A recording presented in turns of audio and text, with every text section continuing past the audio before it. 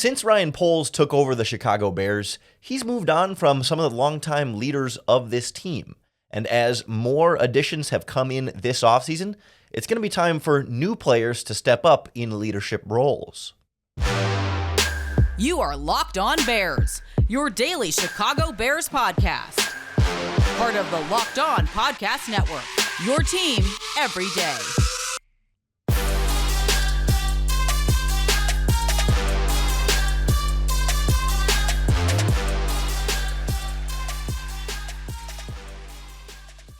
This is Locked On Bears, and I'm your host, Lauren Cox. I'm here to bring you your daily, in-depth Chicago Bears news and analysis. You can follow me on Twitter at CoxSports1. You can follow the podcast on Twitter at Locked On Bears. You can like Locked On Bears on Facebook. Join the Locked On Bears Facebook group for even more Bears talk. And make sure you hit that subscribe button on the Locked On Bears YouTube channel to keep up with all of our video podcasts as well. Thanks for making Locked On Bears your first listen today. We're part of the Locked On Podcast Network, your team every day. And on the show today, we look at the Chicago Bears from a leadership perspective. Not that they're lacking players who have great leadership qualities and capabilities, but just that with some of the turnover we've seen on the team this season and last offseason, it's about time for new players to step up, especially as you get a little more solidified in terms of the long-term pieces, or at least the middle-term pieces, guys that are going to be here for a few years, as compared to last season when there's a lot of guys that were just here on one-year deals and there was a lot of sort of temporary starters at a few different positions.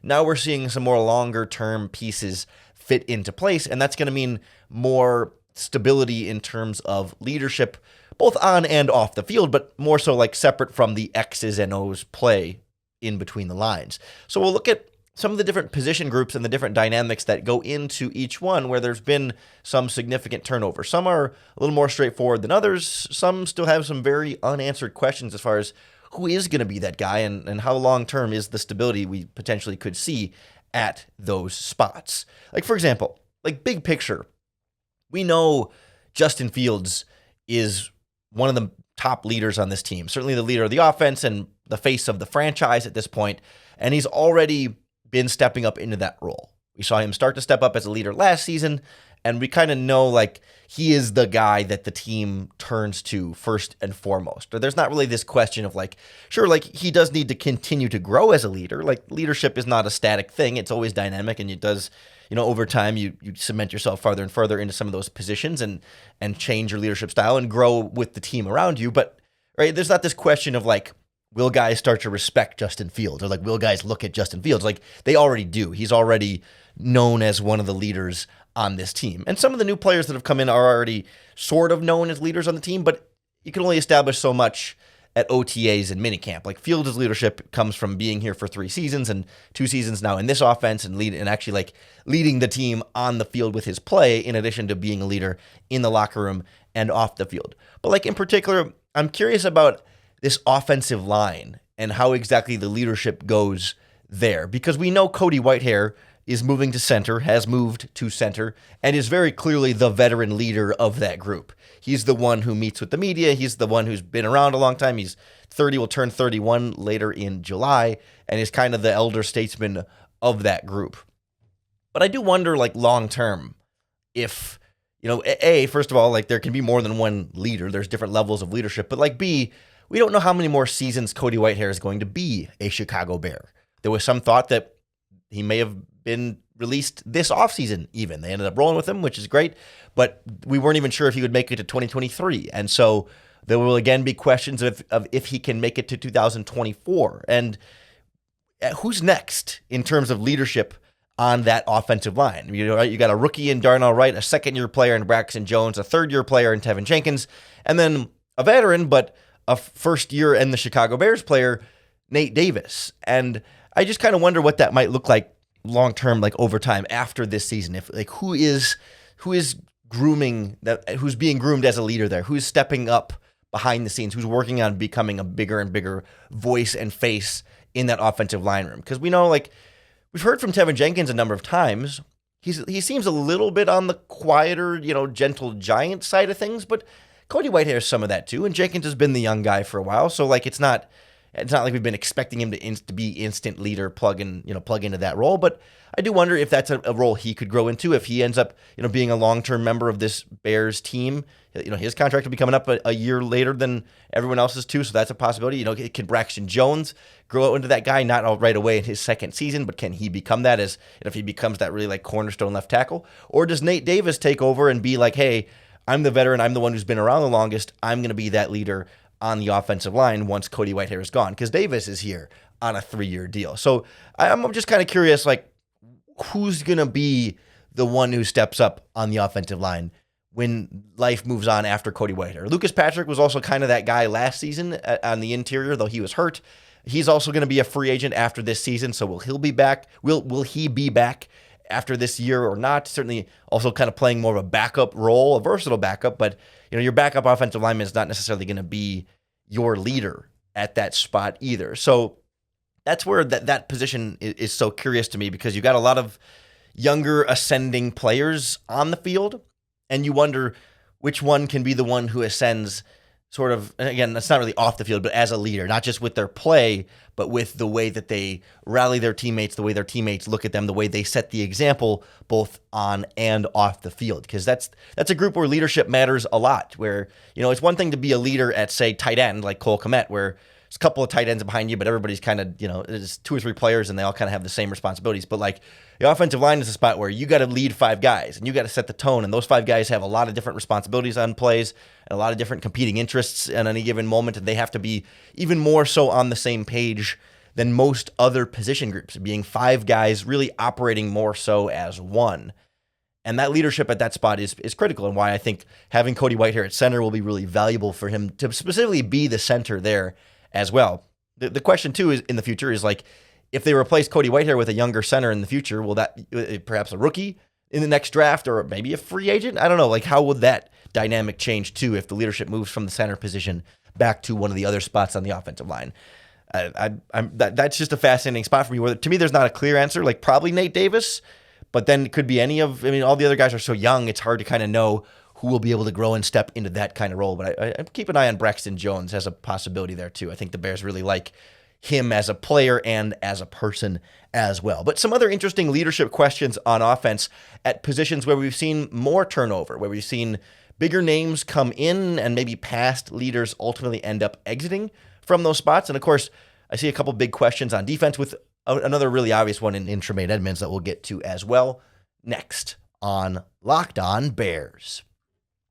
The Locked On Bears podcast is brought to you by our friends at FanDuel, America's #1 sportsbook. And they've got a really cool thing going on right now.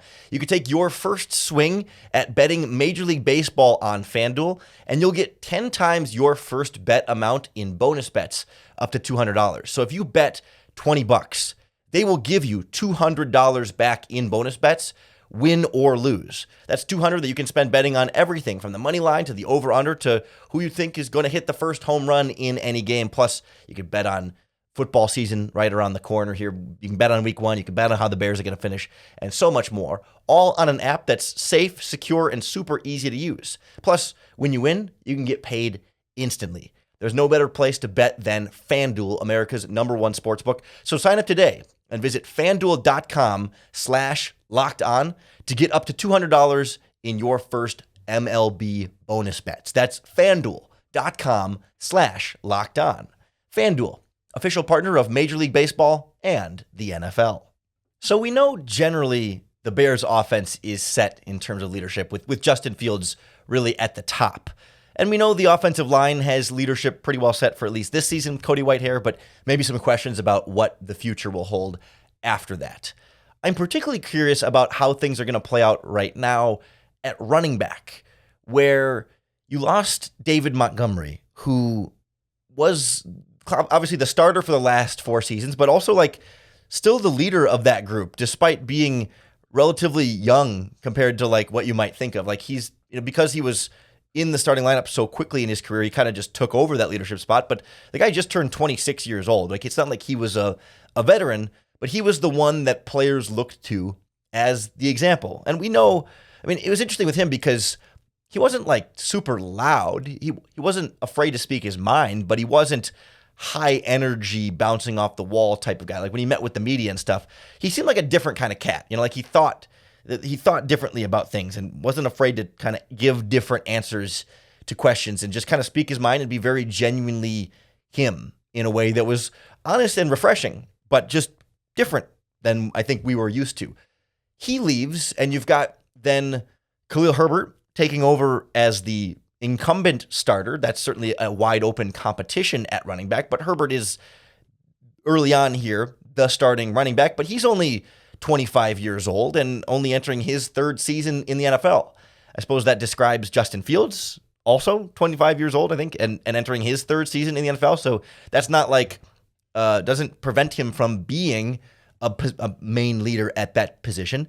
But I do think the dynamic is interesting with D'Onta Foreman coming in. And I feel like there could be not some conflict. Like I'm not concerned about how it'll go, but just maybe some things that need to be navigated or worked out there. Some things that I think are interesting to sort of think through with the different dynamics when it comes to running back leadership. That Foreman isn't like old. He's not that much older, but he's 27. He spent, this will be his 6th season in the NFL. So he has, and last season he took over as a full-time starter after the Panthers traded Christian McCaffrey. So he's got more years of experience, but also more carries, more playing time experience. This will also be his 4th different team. So he has more experience in dealing with multiple different offenses, different styles of offense. He has more locker rooms that he's been a part of and just more teammates that he's gotten to interact with. So he has just more of a breadth of experience beyond just like the actual like on-field experience stuff that might put him in a position to be more of a natural leader in that spot. But it's sort of a question of like, okay, Herbert's the incumbent, but the younger guy who might be more familiar with what's going on here, but doesn't have the same kind of experience as Foreman, who's older, maybe quote-unquote wiser, more experienced, but the total outsider brand newcomer to this running back room. And so I wonder if it ends up shaking out like, okay, like whoever ends up really winning the quote-unquote starting job ends up being more of the leader as the guy that they look to. But even that, like in this Bears offense under Luke Getsy, we're not expecting to see a massive split and difference between the number of carries that the starter gets versus the quote-unquote backup. I mean, last season, it was a little bit more skewed towards Montgomery. It was like 200 carries for David Montgomery, about 130 for Khalil Herbert.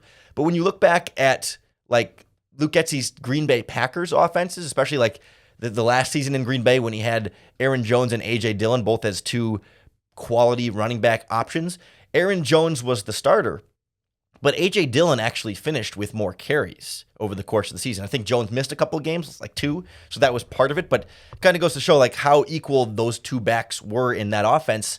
Even though one was the starter and one was the backup, it was fairly back and forth. So even if Herbert is the quote-unquote starter, but Foreman is getting a relatively equal number of carries, does that make it more difficult to delineate like who's the leader at the position? Or can they sort of share the leadership duties, right? It doesn't have to be like one guy is the one leader. And let's not forget that the position coach is a part of that leadership structure at a position too. But I just wonder if you're a rookie like Roshan Johnson or a young guy like Treston Ebner, even Travis Homer comes in as a younger-ish free agent from the outside.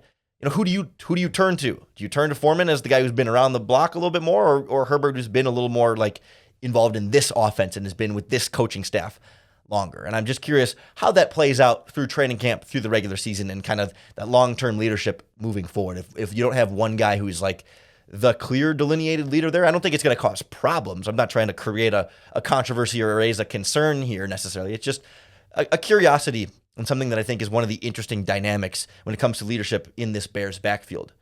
It's a little more straightforward at wide receiver. Like DJ Moore comes in and he's the outsider, but he's got to be the leader, right? You are the number 1 wide receiver. You've been, he is, again, like on the younger side. This is a young Bears team, but when he's a guy who's coming in with like 1,000-yard receiver type expectations, who's been a 1,000-yard receiver 3 times in his career, last season a little drop off, but that was kind of the whole Panthers offense.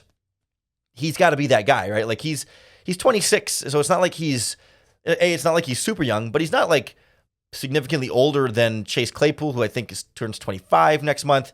Darnell Mooney turns 26 during the season. Like technically, DJ Moore is the oldest of the Chicago Bears wide receivers, same age as Equanimeous St. Brown. But because he's the guy at the top of the depth chart, he's coming in to be the guy. He has to be the example. He has to be the tone setter. Like, even though like Mooney was kind of that last season, and Mooney's been with Fields longer, been in this offense longer, been on this team, this organization longer, like it's still got to be DJ Moore has to sort of like transition into that leadership role. And I think we're seeing that already through OTAs and minicamp and that sort of thing. So it's not, again, not raising a concern here. It's just a matter of like the newcomer does have to come in and step up as the leader. Doesn't have to be just DJ Moore. Darnell Mooney can be a part of that leadership group, but certainly like those two guys very clearly, like when Tyler Scott has a question or Velus Jones has a question, like I guess that's kind of the irony here. I think actually Velus Jones Velus Jones isn't quite the oldest player on this Bears team, but he's only about a month younger than DJ Moore. Otherwise, Velus Jones in his second year. To continue the Velus Jones is old joke, like he's low-key one of the oldest wide receivers on this Bears team. Dante Pettis is technically slightly older than DJ Moore and might take a more of a leadership role, but Pettis being at the bottom of the depth chart, like your number 4, 5, 6 wide receiver can't really be the go-to leader at that spot. It's got to be DJ Moore, and there's not really much concern about him stepping into and growing into that role now on a new team. I don't think there's any concerns about who the defense as a whole is going to look at to be their, like, the Justin Fieldses of the defense. Eddie Jackson, Tremaine Edmonds, like those are the guy. Although Edmonds being a newcomer here, but I think there are some other questions at a couple other positions on defense that I want to start to explore where the leadership might come from at those groups next on Locked On Bears. Eddie Jackson is the elder statesman of the defense, right? We know that he has been a part of this team since 2017. He's 28. He's been around the block a few times with a few different defenses now in Chicago, and he is the guy certainly that the secondary looks to as the leader, but also I think the defense as a whole has been able to lean on Eddie Jackson in that role, especially once Roquan Smith was traded halfway through last season and once Robert Quinn was traded during last season. It was kind of fell on Eddie Jackson was the veteran who's been around a little while.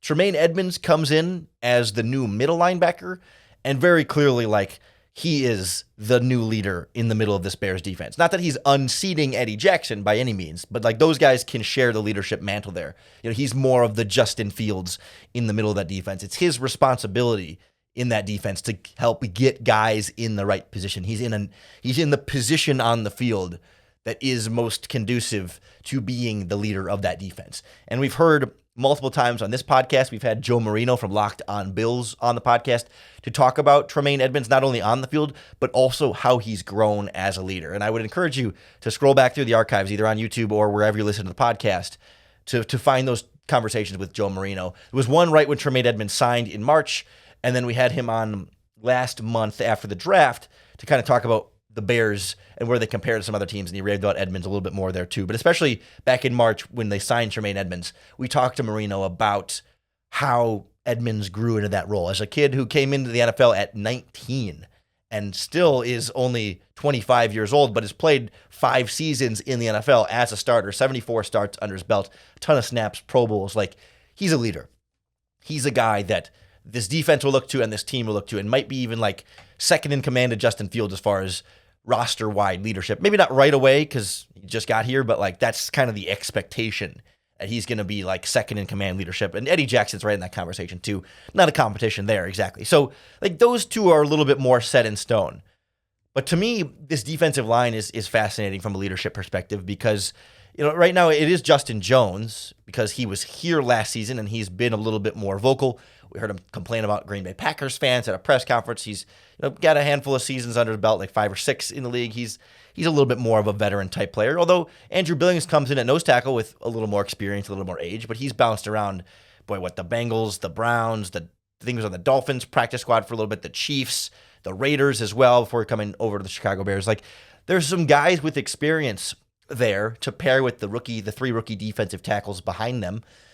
So like that leadership structure seems like a defensive tackle specifically, but how does that work at defensive end where you've got Travis Gibson as the longest tenured defensive end, but this is what his 3rd season, 2020-21, his 4th season, quick math, his 4th season in the NFL and in this Bears defense. So like he's kind of he's kind of got the experience there, but he too just turned 26 years old. Like he's not a wily old experienced veteran, and DeMarcus Walker comes in at 28 with 7 years in the league with 3 different teams before the Bears, the Broncos, the Texans, and the Titans. Like he's kind of like, it's kind of the Foreman-Herbert dynamic here with Walker and Gibson.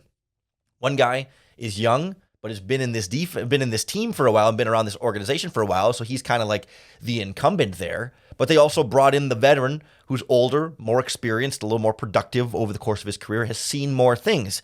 So does the newcomer come in and kind of unseat the incumbent as the leader at that spot that teammates are going to look to? Or does he sort of, take a step behind the guy who's been here a while and slowly sort of, be a good teammate about it, but not take over as that true leader at that spot? Like if you're Dominique Robinson, are you looking to Gibson because he's been here and you know him longer? Or do you think some of the outside perspective at that spot will help? And how do those interplay with Justin Jones in a similar thing? Like he's been here a year now. Like he's got some experience with this team and with this defense. And, does the defensive tackle, the 3 technique spot there, lead the entire defensive line? Does there need to be different leadership dynamics between the ends and the tackles and spending time with the rookies and that sort of thing? Like that's, especially when it's such an open competition at the defensive end spots in particular. We don't know who the starters are going to be exactly and what that rotation is going to look like. So does that become more of a challenge or just more of a fascination? Again, I'm not trying to say there's a problem, not trying to say I'm concerned or make any kind of controversy about it.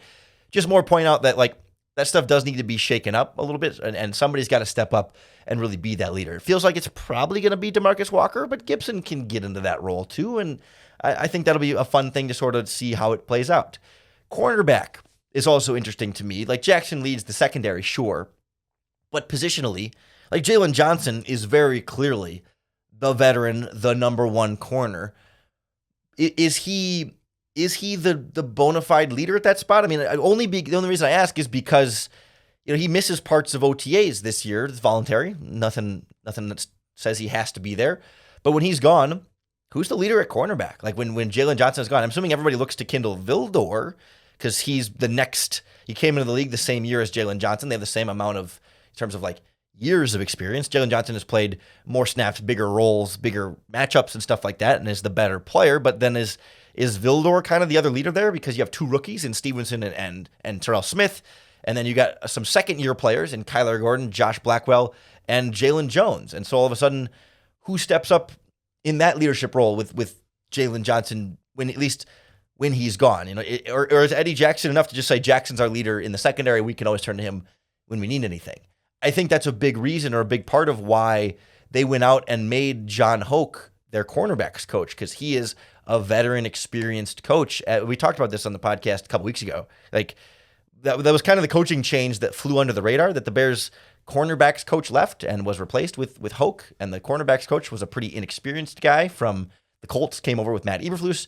He left for a college gig, and the Bears brought in a much more experienced, much more veteran, older coach to coach the cornerbacks. And I just wonder if that makes up for a potential leadership void or leadership questions there, but then B, if there's more to that with wanting a more experienced coach with just a generally younger group of cornerbacks there. We could have the conversation about long-term leadership at safety, depending on how many more years of Eddie Jackson there's going to be.